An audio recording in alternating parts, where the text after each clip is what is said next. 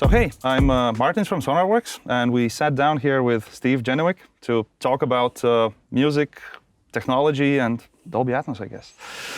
Seems to be what I do these days. Right? Talk about Dolby Atmos, which Awesome. is great. So, why don't we start with you telling us a little bit about how you got in music in general, and what brought you here? In general, I was the world's worst guitar player. Okay. But I had friends in bands, and I really liked being around musicians and bands and all that stuff. But I knew I wasn't good enough to play in the band. So basically, I became the sound guy because I can do that. He's just standing there, right? And I really enjoyed it. I really enjoyed that part of it. Eventually, we're talking about early 90s, late 80s, early 90s. Went to a very early recording school. And actually learned quite a bit in the recording school. Nothing like the schools today. The schools today are way more advanced than what we had 30 years ago. But I learned a lot. And then, to make a very long story short, one of my friends from recording school, he was working as a runner at a studio called Cherokee in Los Angeles, and he got fired for doing something stupid. So I went and got his job. And I worked at Cherokee for a few years, and I was learning so much just hanging out there that I eventually stopped going to the recording school because I was learning more at the studio. Yeah. And then it's kind of I'm one of the kind of the last generation of the typical studio, started as a runner, became an assistant engineer. I did live sound for a while, worked at Cherokee for like 3 years, and then did some live sound. And then a friend of mine was an engineer at Capitol, and he got me into Capitol in like 94. And I started there as a setup person, which is basically a runner. And, at Capitol, it's a little different because the setup people handle setting up the rooms and microphones and all that kind of stuff. And then, again, same thing. I started there, and then, spot opened up, and I became an assistant engineer. And, at Capitol is great, working on big projects all the time. And there I got to see stuff I had never seen before, orchestral sessions and movie scores and live radio shows and live TV shows. And, you're doing, a jazz record one day, and then a rock album the next day, and then a country record the next day, and the Oscars one day, and so there's so much diversity there that I was just having a blast. And then right around the year 1999, I guess, my friend Bill, who had gotten me the job, he was Al Schmidt's assistant, and it was time for him to move on. He had some opportunities of his own, so he stopped being Al's assistant, and I had been hanging out with those guys and working with them for a long time anyways. So he kind of left one day, and then the next day I was Al's assistant. And I was Al's assistant for 20 years. Oh, wow. So, yeah. That must have been quite an experience. Literally until he died, Wow. We did hundreds and hundreds and hundreds of records together, and it was a really great experience. I mean, I literally got to learn from the best there ever was. And then over that time, I gained my own clients too. And the last few years has been mostly me doing, with my own clients. And now in the last 5 or 6 years, lots and lots of Dolby Atmos. Yeah. Which is great. Tell us how that happened. Like, how did you get How did that happen? How did you get into Atmos? So, again, because I was on staff at Capitol, we had a meeting one day, and my bosses said, we're going to tear apart Studio C and make a Dolby Atmos room. I was like, okay, why are we doing that? They're like, we're not really sure, but the label has said we need to build a Dolby Atmos room, so they gave us a lot of money. So we're going to tear apart Studio C and make a Dolby Atmos room. And when we're done with that, you're going to mix a record. And I said, okay, fine. Sure, sounds like fun. I'm always game for that. So literally, we tore the room apart, and we built this great Dolby Atmos room and put speakers in the walls and on the ceilings and all this stuff. And while they were doing that, they were kind of teaching me, here's the render, and this is kind of how Atmos works. And then we finished the room, and they handed me an REM record, a record called Automatic for the People. It was the 25th anniversary, I think, coming up. And they gave me and they said, the band will be here in 2 weeks. Have fun. And they left. And I was sitting in a Dolby Atmos room by myself with a band coming in 2 weeks to listen to their record in Dolby Atmos. So I just figured it out. I just started mixing. And, the guys would come in and because it was a new room, the guys from Dolby would come, the tech guys, because we were still fleshing out little tech stuff here and there. And, you know, we would have coffee in the morning, and I would be talking to my friend Nate Kunkel, who worked at Dolby at the time, who helped build the room, who's a fantastic mixer. And I would say, you know, Nate, how do you do, what do you know, when you, with the bass drum, what do you do? And he'd look at me and go, I don't know, man, you're the first one that's ever done this. Just figure it out. So I just had to figure it out. So yeah, it was, you know, we got through that record, and then it was just keep mixing. Like, here, now mix this record. Now do the, you know, mostly songs, not albums. Now do this song. Now do this song. Or I would say, oh, I just worked on this project that has a great song. Great, do that. And for a couple years, it was me, and then I brought on, you know, the other guys at Capitol slowly came on mixing too, and there were like 4 of us mixing Atmos, and we had no idea why. There was no outlet for it. We were literally mixing in a bubble. We had this one room we could listen to stuff in, unless Dolby was nice enough. They have a theater across the street from Capitol. That's their kind of showpiece. Yeah, so sometimes I could go to the movie theater and listen, which was fun because it's a great theater and you sit there by yourself and listen to your own record. But we were just mixing in a bubble. We didn't know what, you know, and people would say, how do I play this back? And we go, I don't know. You have to be here. So in hindsight, now there were deals in place with Amazon and all these people. So there was stuff coming. We just didn't know about it at the time. So literally for a couple of years, we were just mixing, and we had no idea why. And people would go, why are you doing this? I don't know. But during that time, we came up with a lot of the techniques that we still use today. I mean, you know, the thing about our object bed and the zones that we use and all that. I mean, I came up with that pretty early on and showed the other guys, and I went, oh yeah, this really works. And it seemed to, when we started to travel, when we had more rooms and we could start hearing stuff in different rooms, we realized that the techniques we were using were working and that the mixes were translating. So we were onto something. And then, you know, Amazon came online with the streaming services, and then Tidal, and then Apple, and it's all just been now pretty much 60 or 70% of my life is mixing Atmos, which has been really fun. Yeah. So great. The RME record was the first thing you ever did in Atmos? Yeah, and there's a long story to that record. The record that's out now is actually not the version I did. Okay. When Scott Litt, the producer, came, we realized very quickly that his idea of the record and my idea of the record conceptually were not the same. And so we kind of started tweaking my mixes, and then it was like, you know what, you should just do this because it's your record. It's not my record.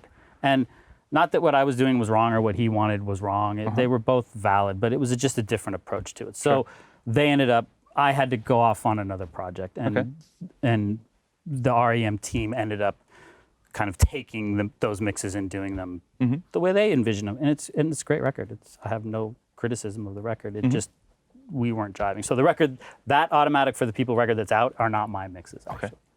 Yeah. What is the first record that you did that is out? Ooh, good question.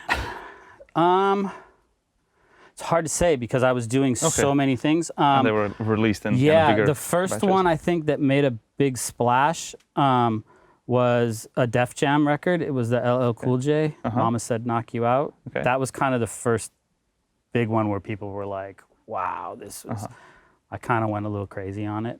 And it's the one that would stop people in their tracks, like early on. I mean, people heard the early Atmos stuff and were like, oh, wow, this is pretty cool, you know? And they heard that and it was like, oh my God, this is amazing. Like, just because the song lent itself to it, it's got car chases and gunshots and all kinds of fun stuff to do in Atmos.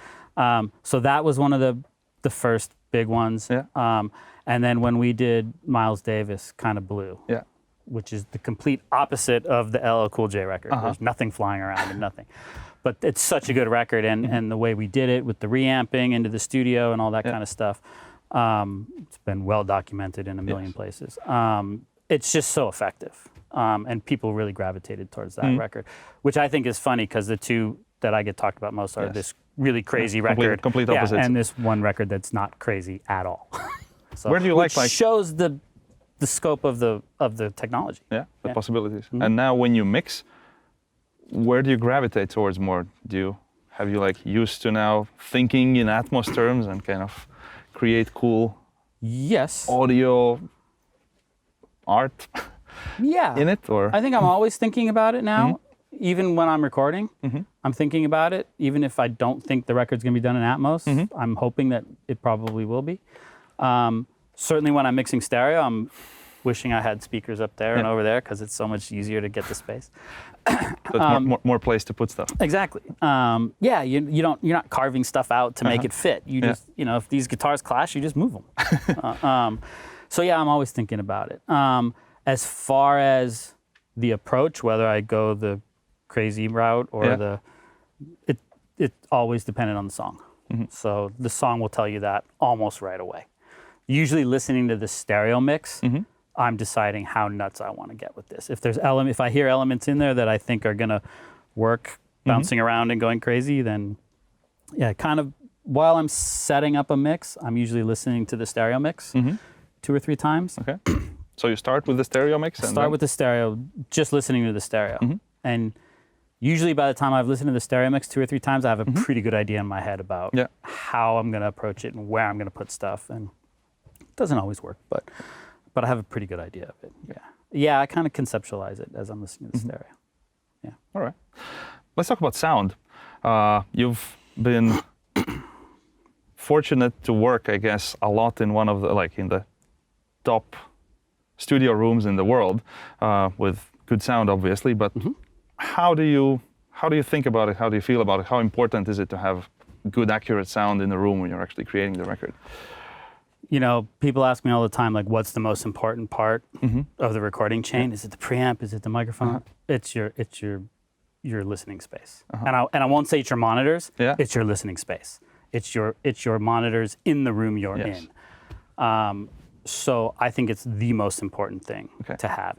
If you can't trust what's coming out of the speakers, you're lost. And I've been working at Capitol for the last 30 years, and that's mostly where I work, and I know those rooms like the back of my hand, but I do travel around the world and travel to other rooms, and if I don't trust the room I'm in, it's really difficult. So what do you do in those situations?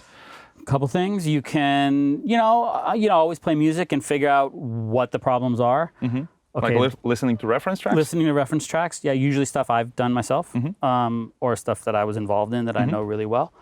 And then thinking, all right, this room is really boomy. So if I start recording and it's really boomy, I might be okay. I always have a good pair of headphones with me. Okay.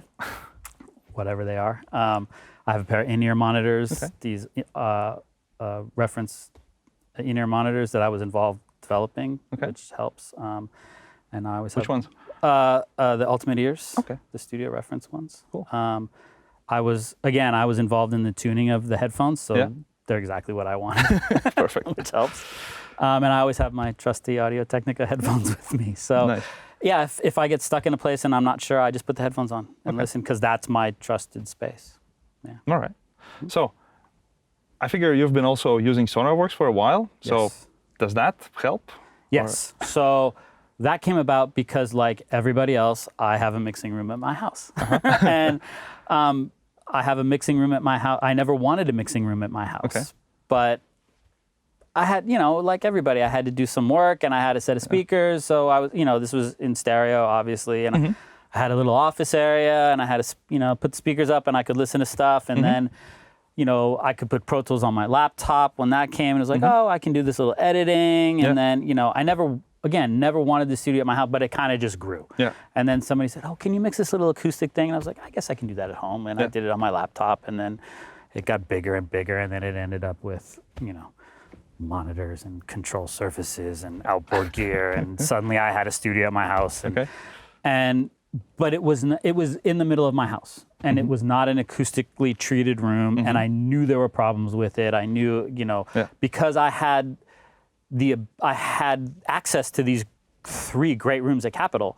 I could mix something at my house and take it to Capitol and listen to it. So I wasn't flying blind. And eventually I was like, okay, my room does this and this and this. And then I found out about Sonarworks. And I was like, well, that's interesting if it works. So I downloaded it. And I had a reference microphone and I ran it. And I was like, wow. Just looking at the curve, I was like, that's exactly what I'm hearing in this room.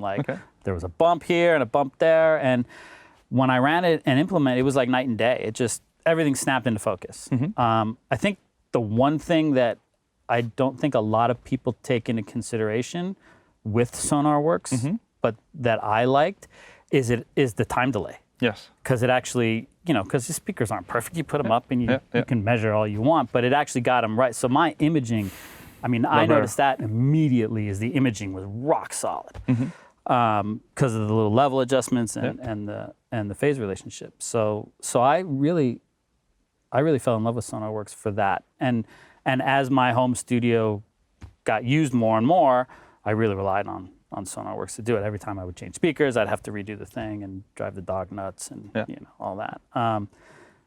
So then when lockdown happened, when COVID happened, suddenly I needed an Atmos room. And nobody was coming to the house, so we took the little office studio and put it in the living room, and it became a 7-1-2 system. Okay. And then I had Sonarworks for stereo, but not for multi-channel. Yeah. Like we talked about earlier, I just kind of ghettoed it in. I did it on the front, and then I did the back pair, and then the side pair, and I kind of averaged and put a little EQ. And so I did use it, although it wasn't meant exactly to be. the way it was supposed to be used. But it worked. It actually did work fairly well. Awesome. Now I'm excited to actually have Sonarworks for my Atmos system where I can do it properly. How important would you say it is to calibrate the multi-channel systems at all? Is it even possible to run one without calibrating it? I think calibrating your system is the most important thing you can do, especially with a multi-channel system. Yeah. And it's really hard to do stuff like phase and delays and stuff like that. But even just level, like it took me days to just get all the speakers at the exact same level, so that what you're hearing, again, it goes back to that your monitoring is the most important tool you have. It becomes even more important when you have 10 or 12 or 14 speakers around you. Yeah, it has to be really precise. And now the fact that you can do, when we calibrate these big rooms, it's a pretty, it takes a whole day. Yeah.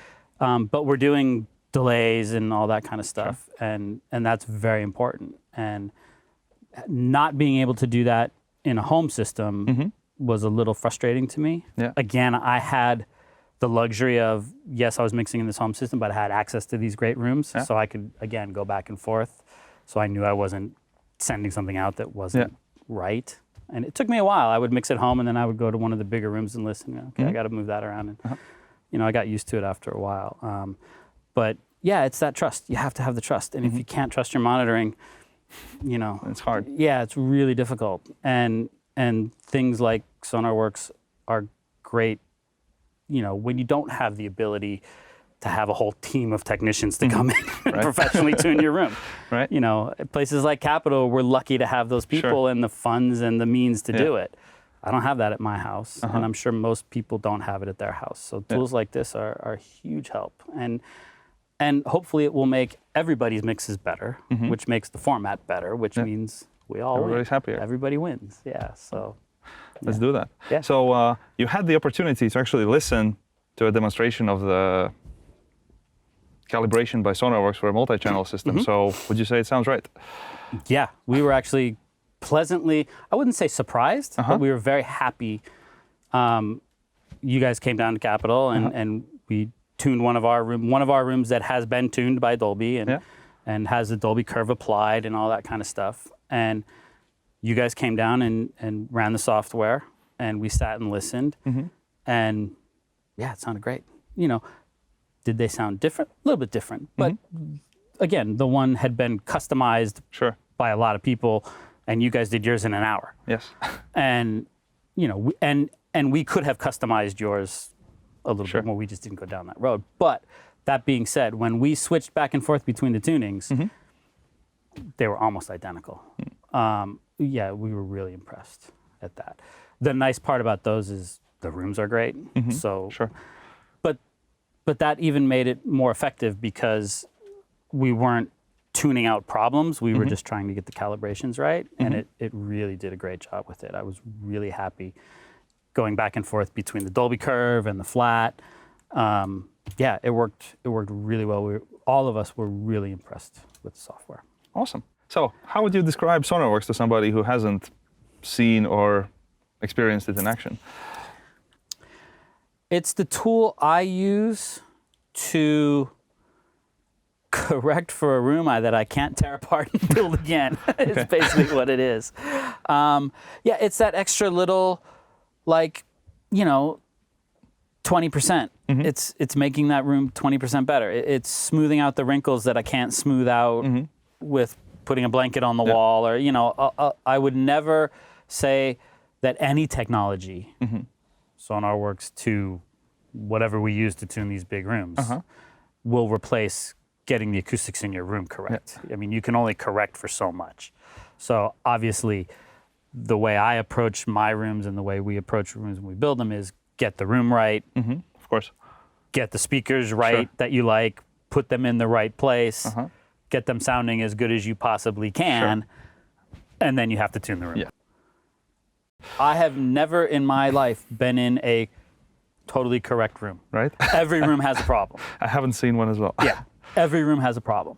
And sometimes it's hard to find, especially if you haven't designed. I'm not an acoustician. I don't know, like, I can hear something and go, ooh, it sounds kind of woo. I don't know what that, I mean, I know what it is and I might be able to find it, but having, an intelligent piece of software that's not just, especially at the time when I first found Sonarworks a bunch of years ago, there were other things where you put a mic up and it would go whoop, whoop, and I was like, I don't know. But this, being able, being guided through, which is the way you do the tuning is so simple. I mean, and now it's even more simple. Now there's videos and all kinds. It's actually kind of fun. Still scares the crap out of the dog. But being able to, it's not just taking measurements from one spot. It's taking it from many different spots. So it really does. I think it's a better overall, not correction, but overall calibration of the room. It does a really great job, and you don't feel like you're sitting here and you move your head over here and it changes, and then the calibration is very uniform. I mean, obviously, if you go to the back of the room, it's the back of the room, but the sweet spot's pretty big. And even with this multi-channel system now, one thing we did do is kind of move around the room a little bit, and it held up throughout the room. I mean, obviously, you have a sweet spot, and the sweet spot's going to be the sweet spot. But if you can make that sweet spot as big as possible, and I think because of the multiple points of measurement, that Sonarworks does a great job with that. Thank you. Yeah. So with Atmos now kind of at NAMM a week ago, there certainly felt like it's now becoming bigger. Do you think it's ready to be the thing, or kind of is there something missing, or how do you see the future? No, I think it's definitely the new thing. I mean, obviously you saw it as well as I did. I feel like I've done nothing but talk about Atmos for the last 3 or 4 years. There's a lot of big companies pretty heavily invested in this. Some of the biggest companies in the world. They're not going to let it go. I think technology has caught up to the point where a multi-channel system like this, or an immersive channel, immersive system like this, can work in the consumer spot, because now we have wireless speakers and better speaker technology. We can now stream music right into your home. A lot of the technology with movies and video games and music, it's all kind of intertwining and they're feeding off each other. So I think, the time is right now for this new technology. With the binaural stuff, it's getting better, and binaural gets better and better every day. I think this one's gonna stick. The first time I heard Atmos, somebody said, what do you think about it? And I was like, it's like the old days of 5.1, but this actually works. Like, it actually puts stuff on the sides and in the back, and so. Yeah, that's kind of one of the things when I'm talking to people now. It's kind of one of the things that some people say, like, but we saw 5.1, and it kind of was there, and then it kind of didn't work out. So do you think this is different? Yes, much different. 5.1 was a very fragile playback system. If you had a perfectly calibrated 5.1 system in the right spot, it sounded great. As soon as that speaker was out of whack, the whole thing fell apart. As soon as you didn't have the center speaker, the whole thing fell apart. With this, because it's scalable, you can get this on your iPhone or in a room with 25 speakers in it, or a movie theater with 100, and it's the same mix that's playing back. And because the Atmos system can scale to that, I think it's got a much, much better chance. Again, it's immersive that actually works. No, it's certainly exciting. So yeah, and it's fun to do. Yeah. It's really fun to mix. My favorite Atmos mix is probably the ones I just did.